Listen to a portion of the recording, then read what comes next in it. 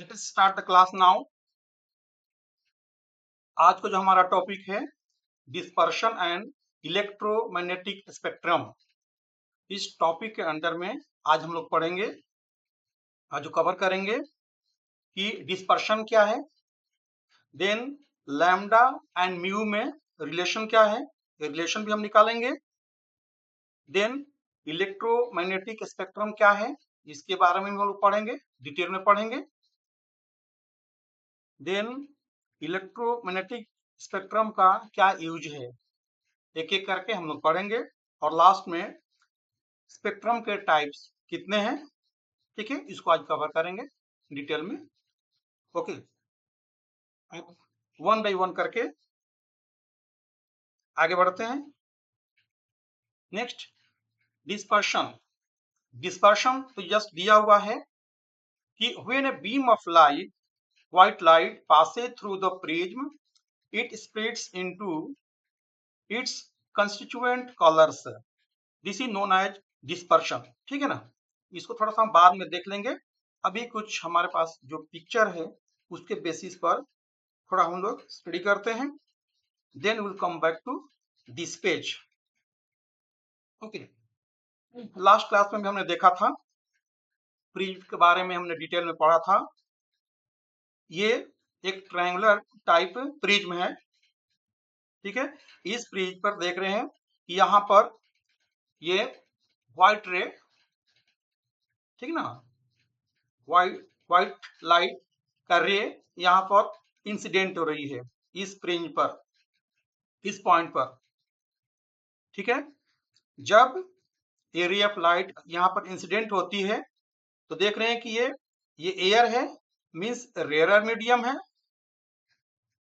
और ये ग्लास हुआ, ये क्या है, ये डेंसर मीडियम है।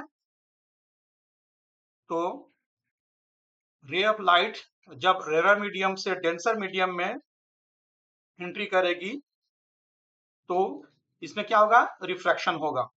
तो ये रिफ्रैक्शन हो रहा है। हमें पता है कि जो व्हाइट लाइट है उसमें 7 कलर्स होते हैं, 7, और जो 7 कलर्स है ये पूरा डिटेल में दिया हुआ है और ये ऑर्डर में दिया हुआ है, ठीक है ना।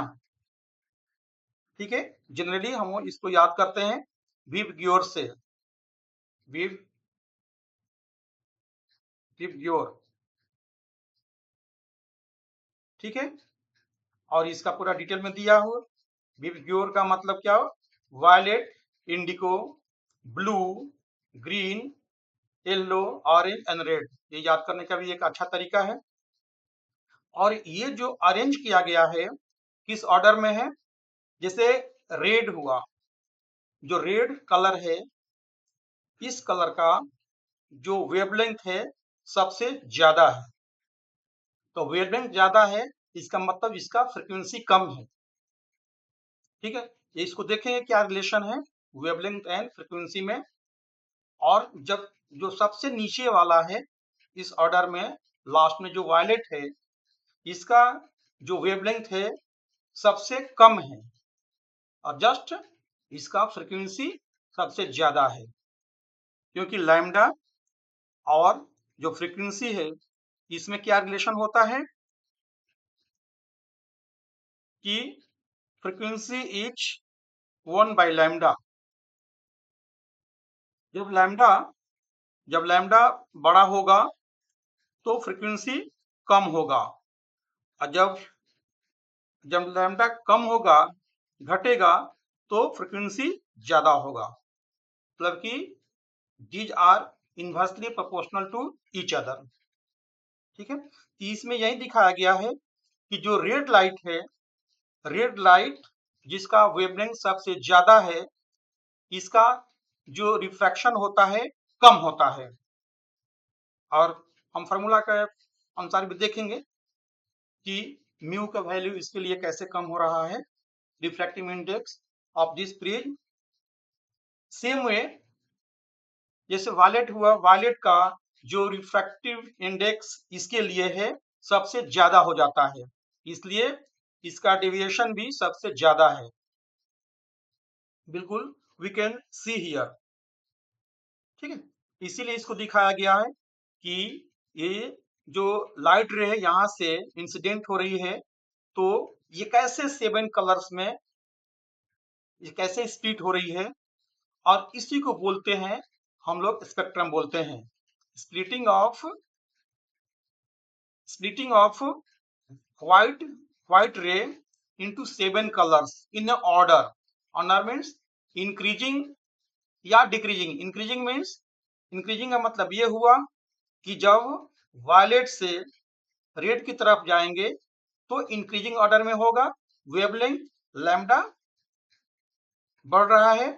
और डिक्रीजिंग मीन्स यहाँ जब आते हैं हम फ्रीक्वेंसी की बात करेंगे, तो फ्रीक्वेंसी यहाँ से क्या हो रहा है, यहाँ से सबसे कम फ्रीक्वेंसी होता है रेड का, यहाँ से फ्रीक्वेंसी बढ़ते हुए ऑर्डर में आएगा।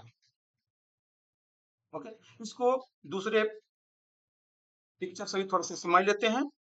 इसमें ये दिखाया गया है कि सेम ये स्लिट है, स्लिट से रे ऑफ लाइट यहाँ से इंटर कर रही है प्रिज्म के, और प्रिज्म से जैसे ही बाहर आ रही है ये कैसे स्प्लिट हो रही है 7 कलर्स में।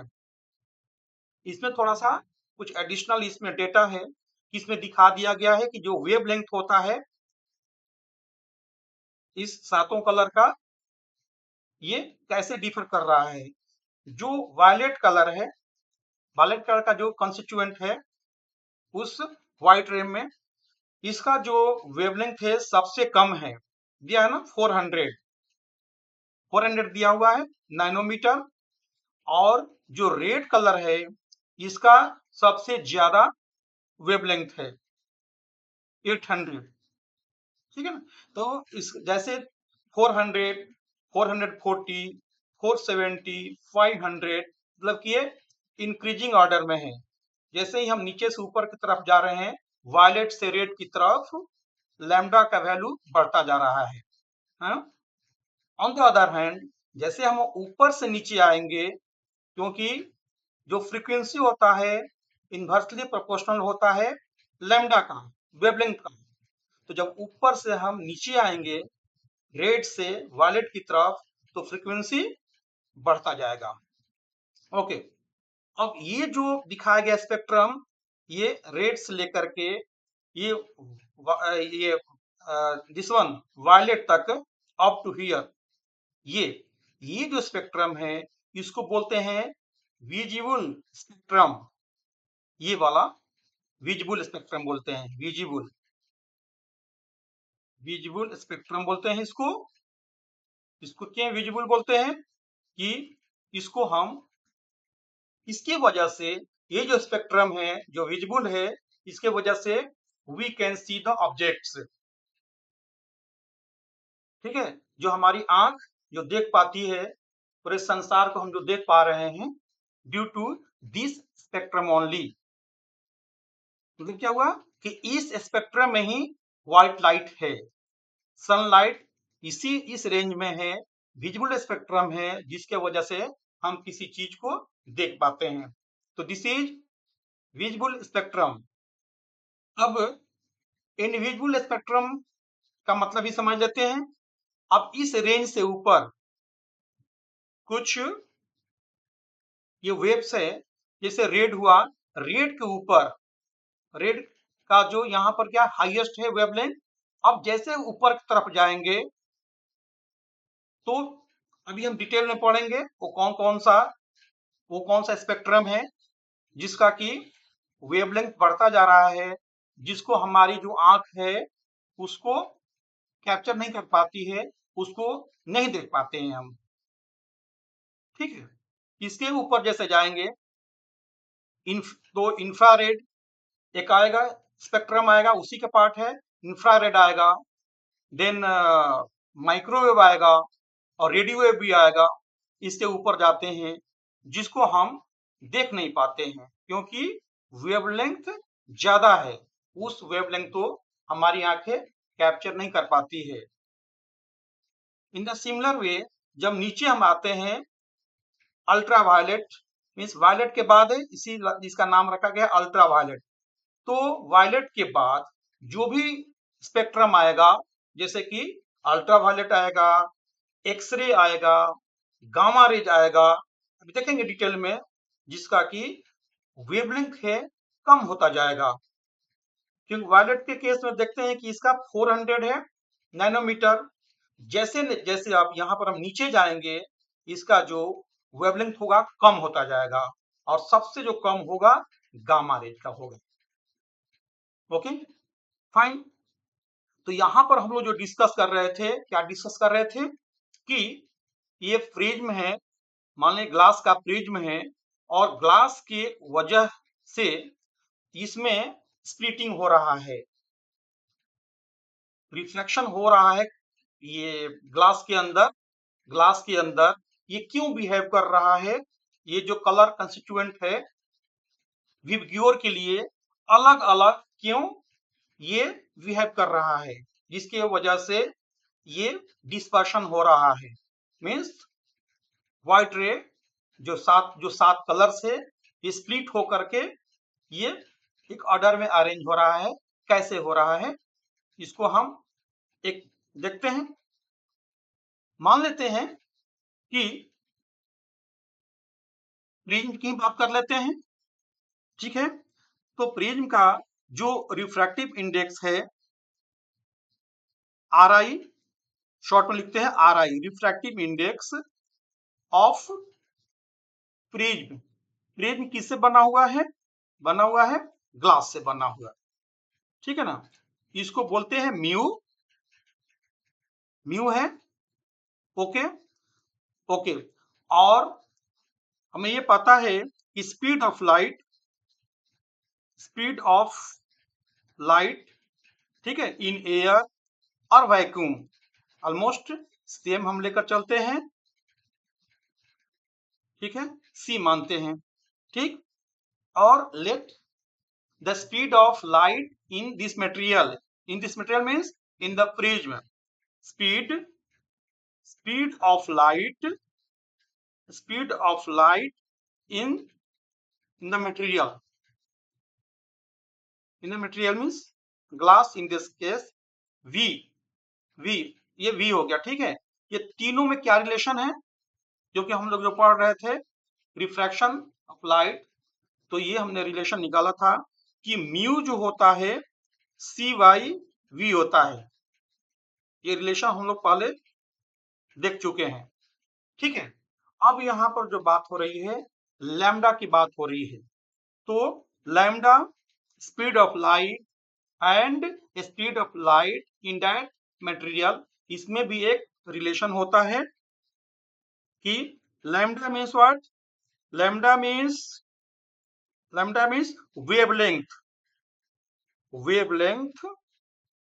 वेवलेंथ ऑफ द लाइट, ठीक है। तो सी, वी एंड लैम्डा में जो रिलेशन होता है उसको लिखते हैं lambda into C equal to होता है कितना, इसी equal to V, means what, wavelength multiplied speed of light in air is equal to speed of light in the medium. Okay. और यहां से हम कुछ और इसको कैसे रिलेट कर सकते हैं आगे, we can write here C by V equal to 1 by lambda, ठीक है। ये मान लेते हैं कि इक्वेशन नंबर 2 हुआ। तो from equation number 1 and 2, from equations 1 and 2, देख रहे हैं C by V यहाँ भी है और C by V यहाँ भी है, तो वी कैन राइट हियर कि mu equal to 1 by lambda, ठीक है ना। म्यू जो है ये म्यू प्रोपोर्शनल है 1 by लैम्डा का, क्योंकि स्पीड ऑफ लाइट कांस्टेंट होता है, तो वी कैन जनरली राइट कि म्यू होगा 1 by लैम्डा का। इससे हमें रिलेशन क्या निकला कि लैम्डा का वैल्यू जब बड़ा होगा तो म्यू का वैल्यू क्या होगा, कम होगा, ठीक है। और जैसे ही लैम्डा का वैल्यू कम होगा तो म्यू का वैल्यू क्या होगा, बढ़ेगा। तो same thing is happening in case of this prism. एक बार फिर से देख लेते हैं, कि यहाँ पर जो क्या रिलेशन क्या है, this one mu and lambda. हमने देखा कि म्यू इज इक्वल टू 1/λ। ठीक है, तो लैम्डा बढ़ने से, यदि लैम्डा बड़ा है मीन्स वेवलेंथ ज्यादा है, तो म्यू क्या होगा, कम होगा। अब इसको स्टडी करते हैं, और ये जो 7 कलर्स है। अब रेड की बात कर लेते हैं। रेड जो कॉन्स्टिट्यूएंट है, इसका जो वेवलेंथ है सबसे ज्यादा है, बड़ा है। ठीक है ना, तो इस केस में जो रिफ्रैक्टिव इंडेक्स होगा इस प्रिज्म का, वो सबसे कम होगा। कम होने का मतलब क्या हुआ कि इसका जो डेविएशन होगा सबसे कम होगा, यहाँ लोवेस्ट डेविएशन होगा। उसी तरह से सेम वे जैसे आगे बढ़ते हैं, इसके बाद कौन सा कलर है रेड के बाद, ये ऑरेंज है। तो ऑरेंज को भी देखते हैं कि इससे जस्ट छोटा है, तो सेम वे में येलो से तो रिफ्रैक्टिव इंडेक्स इसका क्या होगा, कम होगा, लेकिन रेड से ज्यादा होगा। तो यहां भी डेविएशन होगा, रेड से ज्यादा डेविएशन होगा।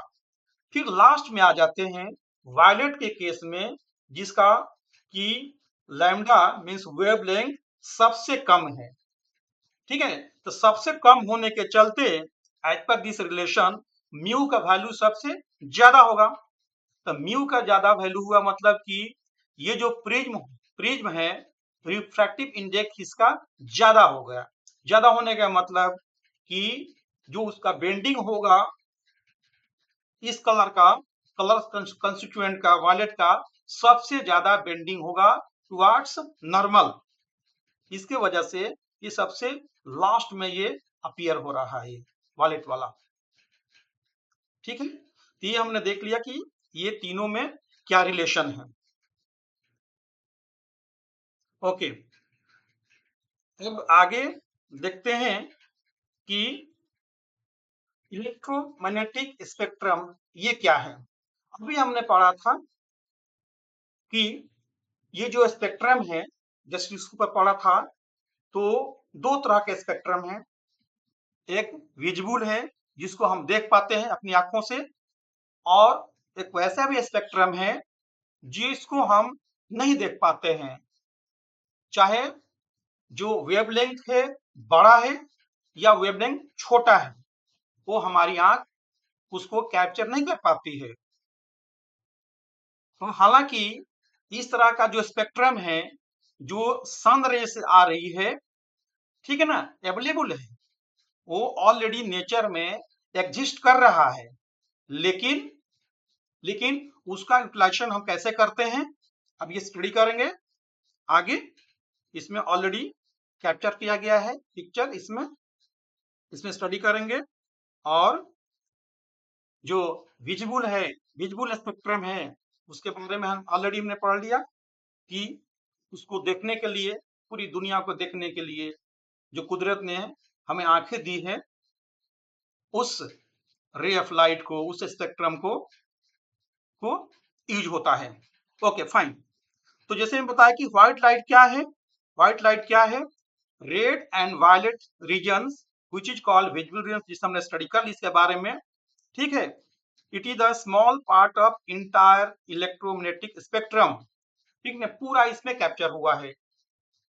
जो हमारा विजिबल स्पेक्ट्रम है उससे बड़ा है चाहे उससे कम है, ये पूरे को, ये इंटायर जो स्पेक्ट्रम है उसमें ये कैप्चर हुआ है इलेक्ट्रोमैग्नेटिक स्पेक्ट्रम में।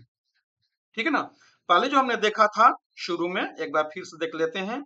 ये जो डिस्पर्शन के बारे में हमने पढ़ा था, ये कौन सा था, ये ओनली 7 कलर्स की बात हो रही थी, कि जो 7 कलर्स जो व्हाइट लाइट में है, सन रेज में जो जिसको व्हाइट लाइट है, और जो सातों कलर्स मिल करके व्हाइट लाइट अपीयर होती है ना, उसके बारे में जो हमने पढ़ा था, जो ऑर्डर अरेंज किया हुआ है, ठीक है ना, उसको ऑप्टिकल स्पेक्ट्रम भी बोलते हैं। तो ये स्टडी था ओनली फॉर 7 कलर्स जो विजिबल है, जिसको हम देख पाते हैं, ठीक है। और अभी हम लोग पढ़े पूरे, अभी जो पढ़ रहे हैं हम, ये पूरे स्पेक्ट्रम को जो सन रेज से आ रही है, जिसको हम नहीं देख पाते हैं इस आंख से, ठीक है ना, उसके पूरे को अरेंज किया गया है, वो भी एक ऑर्डर में है, ठीक है ना। वो भी किस ऑर्डर में है? इंक्रीजिंग ऑर्डर ऑफ वेवलेंथ या डिक्रीजिंग ऑर्डर ऑफ फ्रीक्वेंसी। एक बार उस पिक्चर को देख लेते हैं, उस पर डिस्कस करते हैं, then will come to this point, this slide. ये इलेक्ट्रोमैग्नेटिक स्पेक्ट्रम, ये क्या है?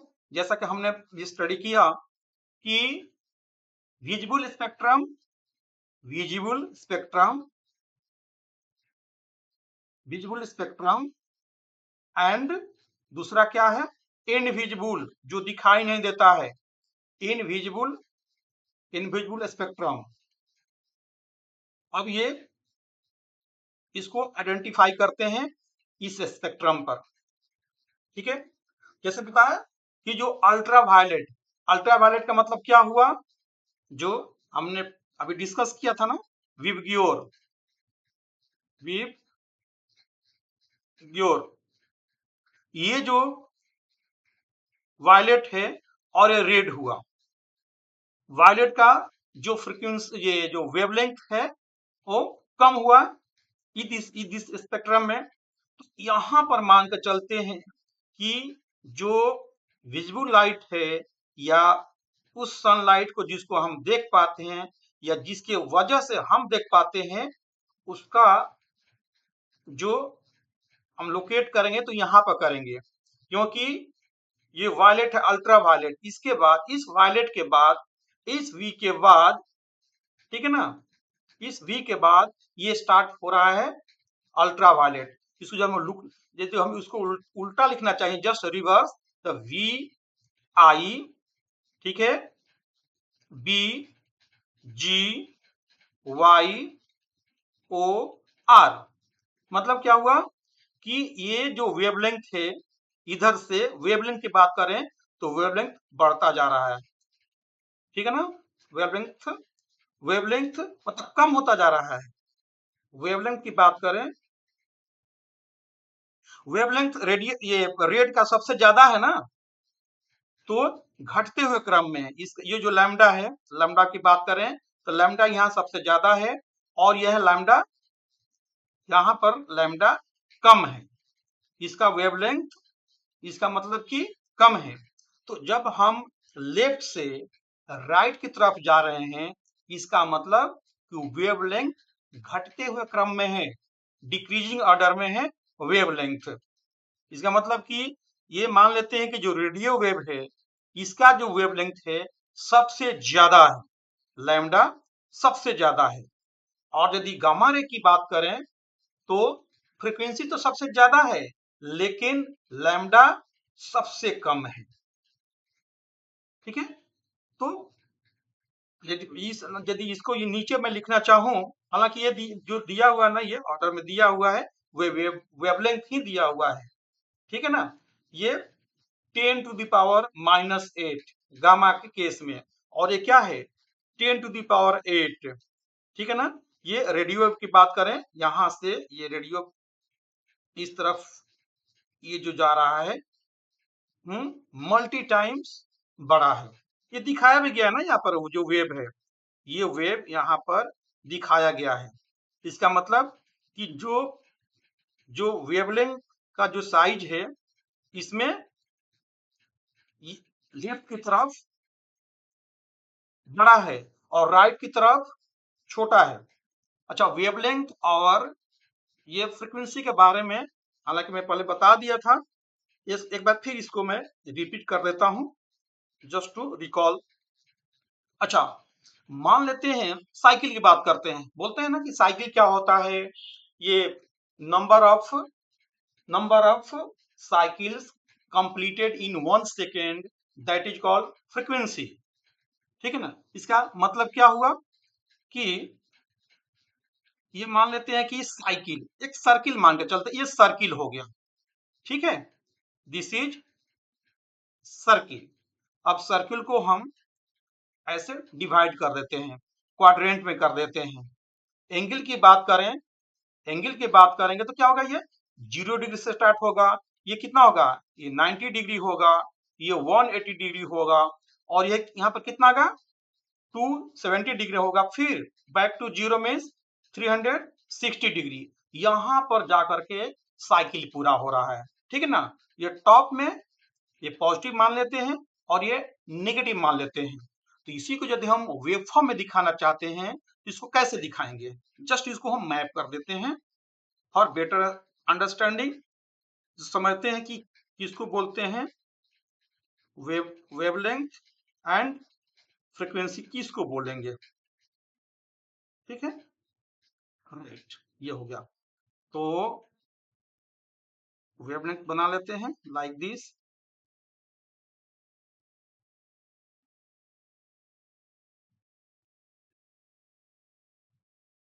ओके,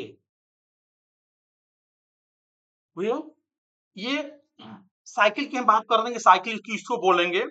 अब मान लें कि वेव यहां से चलती है, यहां से मतलब 0 डिग्री से स्टार्ट हो रही है, 0 से स्टार्ट हो रही है, तो वेव यहाँ पर हाईएस्ट पोजीशन, ये पीक पॉइंट है, यहाँ पर पीक पॉइंट पर जाती है कब, जिसको हम बोलते हैं क्रेस्ट बोलते हैं, बोलते हैं, क्रेस्ट बोलते हैं, ठीक है ना। ये 90 डिग्री पर, फिर 90 डिग्री से यहाँ पर आ जाती है, ये क्या है 180 डिग्री, ये जो पॉइंट है 180 डिग्री है। देन ये निगेटिव में जो मैक्सिमम है, ये यहाँ पर बन रहा है 270 डिग्री बन रहा है, लेकिन निगेटिव है, मैक्सिमम है लेकिन निगेटिव है, ठीक है। देन इस पॉइंट पर 360 डिग्री, तो ये जाकर के साइकिल यहाँ पूरा हो रहा है, 0 से स्टार्ट हुआ, 0, 90 डिग्री, 180 डिग्री, 270 डिग्री और 360 डिग्री, जो हमने इस सर्किल पर देखा। मान लो कि सर्किल हो, अब इसी सर्किल को हम साइकिल के थ्रू समझना चाहते हैं, ये साइकिल हो गया। जो ये पूरा हो रहा है ना 0 से 90, ठीक है ना, 0 से 90, देन 90 से 180, ये 90 से 180, सिमिलर वे रिवर्स डायरेक्शन में, ये तो पॉजिटिव था, नेगेटिव हो गया, 180 से 270, सी हियर 180 से 270, देन 270 के बाद जाकर के ये साइकिल पूरा हो रहा है 360 डिग्री यहाँ पर हो रहा है। तो इस केस में वेव यहाँ पर 3, तो इसी को यहाँ से लेकर इसको हम एक साइकिल बोलेंगे। ये जो पोजीशन है ना, ये साइकिल हुआ, एक साइकिल, ठीक है ना। अब जितना इसमें ये जो लेंथ है पूरे वेव का, इसको भी लैम्डा बोलेंगे, इसको लैम्डा बोल सकते हैं, this is called lambda means wavelength,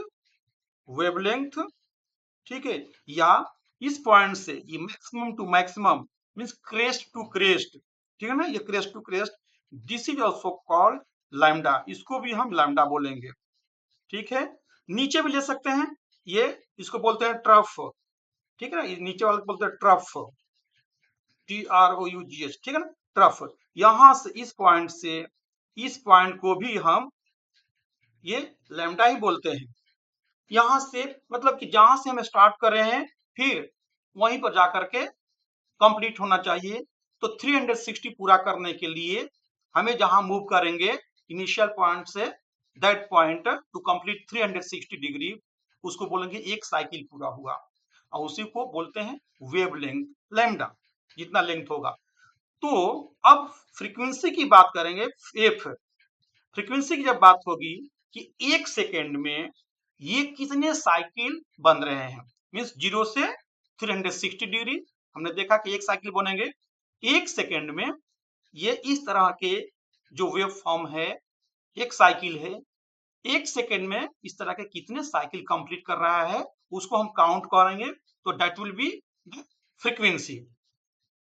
तो इससे एक रिलेशन क्या निकला, यदि ये छोटा होगा, लैम्डा छोटा होगा, तो बट नेचुरल है कि फ्रीक्वेंसी बड़ा होगा, और ये लैम्डा बड़ा है तो ये फ्रीक्वेंसी क्या हो जाएगा, छोटा हो जाएगा। इसीलिए बोलते हैं कि दोनों इनवर्सली प्रोपोर्शनल है।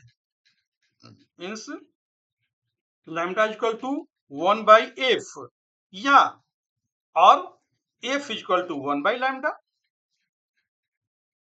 ठीक है, यही इसको समझना था, इसी को दिया हुआ है। फिर आ जाते हैं इस स्पेक्ट्रम पर, जो इंटायर स्पेक्ट्रम है कि लेफ्ट साइड में देख रहे हैं कि इसका वेवलेंथ क्या है, बड़ा हो रहा है, दिखाया गया ना, इसका फ्रीक्वेंसी कम होगा। और जैसे राइट साइड में जा रहे हैं तो इसका वेवलेंथ दे रहे हैं ना, छोटा छोटा छोटा छोटा छोटा सा और छोटा जा रहा है, और गामा रेज के केस में तो बहुत छोटा दिखाई दे रहा है। ठीक है, तो इस केस में वेवलेंथ तो छोटा हो गया बट फ्रीक्वेंसी हाई। तो इस पर हमने देखा कि कौन सा विजुअल स्पेक्ट्रम है, और इनविजिबल स्पेक्ट्रम किसको बोलेंगे, इस ये जो सनलाइट है जिसको हम देख पाते हैं, जिसका जो पोजीशन है यहाँ पर हमने दिखाया है, तो जो राइट साइड वाला जो भी स्पेक्ट्रम है, अल्ट्रावायलेट है, एक्स रेज है या गामा रेज है, इसको हम नहीं देख पाते हैं, हमारी आंख उसको कैप्चर नहीं कर पाती है। उसी तरह से जो लेफ्ट साइड में है, जहां पर वेव लैम्डा बहुत बड़ा है, मीन्स वेवलेंथ बहुत बड़ा है, इंफ्रारेड, माइक्रोवेव, रेडियो वेव, ये भी हमारी आंख उसको कैप्चर नहीं कर पाती है, उसको हम नहीं देख पाते हैं, इसीलिए इसको बोलते हैं इनविजिबल स्पेक्ट्रम। ये लेफ्ट वाला भी बोलेंगे, ये भी इनविजिबल में आएगा, infrared, microwave and radio wave. और जो राइट साइड में है ultraviolet, X ray and gamma raise, इसको भी बोलेंगे invisible spectrum. I think this point is clear now. और इसको दिया है कि कहाँ कहाँ पर यूटिलाइज होता है, ये दे रहा है ना, रेडियो वेव चाहे माइक्रोवेव, ठीक है ना, इसका यूटिलाइजेशन होता है ना, रडार में यूटिलाइजेशन होता है, सैटेलाइट कम्युनिकेशन में यूटिलाइज होता है, आजकल मोबाइल फोन के बिना तो रहना बड़ा मुश्किल है, तो मोबाइल टेलीकॉम में जो भी वेब यूज हो रहा है, ठीक है ना, ये सब वेब यूज हो रहा है, मतलब माइक्रोवेव का भी यूज हो रहा है और रेडियो वेव का भी यूटिलाइजेशन हो रहा है। और टीवी है, नेम इटसेल्फ ही रेडियो वेव, रेडियो में भी ये वेव यूज में आती है, और इसको हम डिटेल में पढ़ेंगे भी, एक एक करके जितने भी ये रेज हैं कहाँ कहाँ यूटिलाइज हो रही है। Okay, I think this is also complete now. अब इसी को ये दिखा दिया गया है, इसमें क्या है कि जैसे मैंने दिखाया था कि जहां से स्टार्ट होता है अल्ट्रा वायलेट, ठीक है ना, वायलेट जहां पर एंड हो रहा है वहां से स्टार्ट हो रहा है अल्ट्रा वायलेट। ठीक है, दिखा है ना, ये विजिबल है। और लेफ्ट साइड में ये सब क्या है, इंफ्रारेड स्टार्ट हो रहा है, इंफ्रारेड, माइक्रोवेव, रेडियो वेव, यहाँ इधर दिखाया गया है इस साइड में। ठीक है, और ये इधर भी दिखाया गया क्या, जैसा हमने डिस्कस किया अभी, ultraviolet, X ray and gamma rays. और ये जो विजिबल है, अब उसको ये दिखा दिया गया है यहाँ पर कि इसमें जो 7 कलर कॉन्स्टिट्यूएंट्स है, ठीक है ना, विव गियोर, जिसमें कि जो वायलेट है इसका सबसे छोटा वेवलेंथ है, और उसी साथ में से जो रेड है उसका सबसे बड़ा वेवलेंथ है, ये दिखाई दिया गया है। Okay fine. अब इसको हम एक बार चाहे तो पढ़ सकते हैं डिटेल में, जो हमने डिस्कस किया अभी उस पिक्चर से सेम, यो लिखा है, the sun radiates beyond the red and violet extremes also to be which our eyes do not respond, which is called invisible spectrum, हमने डिस्कस कर लिया। फिर ये भी हमने डिस्कस किया कि इलेक्ट्रोमैग्नेटिक स्पेक्ट्रम क्या है, इंक्रीजिंग ऑर्डर में है of their wavelength and decreasing order of their frequencies. ये जो रेज है कौन किस टाइप का, ये गामा रेज। जब यदि हम बात करें वेवलेंथ की बात करें तो सबसे छोटा है, फिर उससे बड़ा एक्स रेज हुआ, उससे बड़ा अल्ट्रावायलेट, उससे बड़ा विजिबल लाइट, ये सनलाइट, जो सातों कलर है जिसको हम देख पाते हैं, जिसकी वजह से हम देख पाते हैं, विजुअल रेज, देन इंफ्रारेड जिसको हम नहीं देख पाते हैं लेकिन इसका लैम्डा बढ़ रहा है, देन माइक्रोवेव एंड लास्ट में रेडियो वेव। मतलब रेडियो वेव का जो वेवलेंथ होता है सबसे ज्यादा होता है, बड़ा होता है, लेकिन फ्रीक्वेंसी कम होता है। Then electromagnetic waves can have different wavelength, इसे हमने देख लिया, because it depends upon the frequency, lambda and frequency हमने देख लिया, अलग अलग जिसका वेवलेंथ है तो फ्रीक्वेंसी भी अलग अलग होगा। And order arrangement of these waves according to their wavelength is called electromagnetic spectrum. क्या हुआ, पूरे इंटायर जो वेवलेंथ के अनुसार हमने अरेंज कर दिया, और ये जो 7 कैटेगरी में हमने बांटा, देखा ना 7 category, gamma rays, X rays, ultraviolet rays, visual rays, infrared, microwave and radio waves.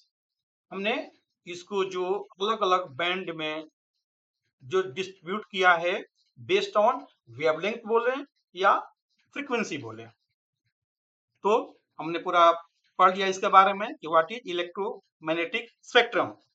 अच्छा, एक बार देखते हैं कि ये जो स्पेक्ट्रम है अलग अलग, इसका क्या यूटिलाइजेशन क्या है, उसको भी देख लेते हैं कि जितने भी ये जो स्पेक्ट्रम है जो रेडिएट हो रही है सन रेज से ना, अब इसका पूरा हम यूटिलाइज भी कर रहे हैं पूरे ऑल द 7 बैंड्स। कैसे हो रहा है, जैसे गामा रेज की बात करें तो गामा रेज का क्या यूटिलाइज है, इसका इसके मेडिकल साइंस में यूज होता है to kill the cancer cells. अच्छा, इंडस्ट्री वगैरह में भी यूज होता है वेल्डिंग चेक करने के लिए कि प्रॉपर वेल्डिंग हुआ है कि नहीं हुआ है। एक्सरेज का एवरीबॉडी नोज, क्योंकि जब भी हॉस्पिटल की बात आती है तो एक्सरे बोल के एक्सरे करा के लाओ, मीन्स व्हाट, एक्सरे किसका होगा, होता ना बोन्स वगैरह का, फ्रैक्चर हुआ है नहीं हुआ है, किस तरह का फ्रैक्चर है, या टीथ को भी स्टडी करने के लिए ये एक्सरे का यूज होता है। चेस्ट चेस्ट का भी होता है ना एक्सरे कराओ, मीन्स कहीं भी जहां पर रिलेटेड है, बोन्स रिलेटेड है, वहां पर एक्सरे किया जाता है for further study in medical science. Then comes ultraviolet rays, इसका भी क्या यूटिलाइजेशन है, इसका सर्जिकल इक्विपमेंट से यूटिलाइज है, ठीक है ना। इसका प्यूरिटी चेक करने के लिए भी यूज होता है, डिटेक्ट करने के लिए, क्योंकि जेम्स का, देन एग, इवन घी प्योर है कि नहीं है, उसमें ये अल्ट्रावायलेट का यूटिलाइज किया जाता है। देन कम विजुअल लाइट, इसको बताने की जरूरत नहीं है कि इसके बिना तो मुश्किल है, पूरे जिंदगी ही मुश्किल है टू सी द ऑब्जेक्ट्स, ये विजुअल लाइट हुआ, जिससे फोटोग्राफी हुआ, एंड मोस्ट इंपॉर्टेंट फोटोसिंथेसिस, जो जो प्लांट्स है, पेड़ पौधे हैं, अपना जो भोजन बनाते हैं किस वजह से बनता है, ड्यू टू सनलाइट। सनलाइट में जो जो पेड़ पौधे हैं अपना फोटोसिंथेसिस के माध्यम से अपना फूड बनाते हैं, तैयार करते हैं। Okay, next comes infrared rays, इसका क्या यूटिलाइजेशन है, इंफ्रारेड जो घर में हम जो टीवी है, एसी या कार वगैरह से होता ना, रिमोटली हम लोग कंट्रोल करते हैं, एसी को बंद कर देते हैं, ऑन ऑफ करते हैं, टीवी को भी ऑन ऑफ करते हैं, चैनल चेंज करते हैं, ये जो रेज है उसमें यूटिलाइज होती है ये infrared. Then microwave, microwave satellite communication में, रडार कम्युनिकेशन में, और एटॉमिक एंड मॉलिक्यूलर स्ट्रक्चर का एनालिसिस करने के लिए भी ये यूज होता है माइक्रोवेव। एंड लास्ट में जो रेडियो वेव है, आज हम मोबाइल टेलीकॉम की बात कर रहे हैं ना, टेलीकम्युनिकेशन में है, इसके वजह से ही संभव है, रेडियो वेव्स के चलते ही संभव है, ठीक है ना। ये रेडियो में इसका यूटिलाइजेशन है, टीवी में है, मोबाइल टेलीकॉम में तो है, एंड रेडार में भी है। तो जितने भी जो स्पेक्ट्रम मिला हमने साथ, सबका कहीं ना कहीं यूज हो रहा है। ओके, अब लास्ट में पढ़ लेते हैं कि टाइप ऑफ स्पेक्ट्रम क्या है, इसको कैसे डिवाइड किया गया है। तो इसको भी 2 कैटेगरी में डिवाइड किया गया है। क्या है, जब इमिशन हो रहा है सोर्स से रे ऑफ लाइट इमिट हो रही है। एक इसके बेसिस पर कैटेगराइज किया है जिसको बोलते हैं इमिशन स्पेक्ट्रम बोलेंगे, और दूसरा होगा एब्जॉर्प्शन स्पेक्ट्रम। वैसा स्पेक्ट्रम कि जो डिफरेंट वेवलेंथ होगा, किसी को जो पर्टिकुलर वेवलेंथ उसको ऑब्जर्व कर लेगी, और जो अपीयर होगा वो स्प्लिट होगा, दिखाई देगा, उसके बेसिस पर हुआ, उसको बोलेंगे एब्जॉर्प्शन स्पेक्ट्रम। ठीक, और जो अपीयरेंस के ऊपर जो हमने कैटेगराइज किया है, जो अपीयर होगी, ठीक है ना, जिसको हम विजुलाइज कर सकते हैं, कंटिन्यूअस स्पेक्ट्रम। ठीक है ना, ये है कि जो लाइट है जो इमिट होती है सोर्स से, ठीक है ना, as a range of wavelength, its spectrum will be bright and continuously distributed on a dark background. ठीक है ना, तो we can have detail of this continuous spectrum also. Okay, then comes line spectrum. line spectrum इसका utilise जैसे कि atom हुआ चाहे molecule हुआ, इसमें खासकर इसको स्टडी करने के लिए, एनालिसिस करने के लिए इसको यूज किया जाता है। then come band spectrum. नाम से ही बैंड है, when the molecule of a source emit light, the emitted wavelength are grouped, grouping हो जाता है, each group being separated from the other. Such spectrum looks like separate bands of varying colors, which is called band spectrum. तो जो appearance के basis पर है, ये इसको 3 कैटेगरी में बांटा गया है, और जो जो सोर्स से इमिट हो रहा है उसके बेसिस पर ये 2 कैटेगरी में है। हमने देख लिया, स्टडी कर लिया। तो आई एम श्योर कि आज हमने जो टॉपिक्स लिया था, डिस्पर्शन एंड इलेक्ट्रोमैग्नेटिक स्पेक्ट्रम, जिसको हमने पढ़ा और ये समझा, और इससे जानकारी मिली होगी। ओके, अब इस लेक्चर को आज यहीं में स्टॉप करते हैं। Okay, thank you all.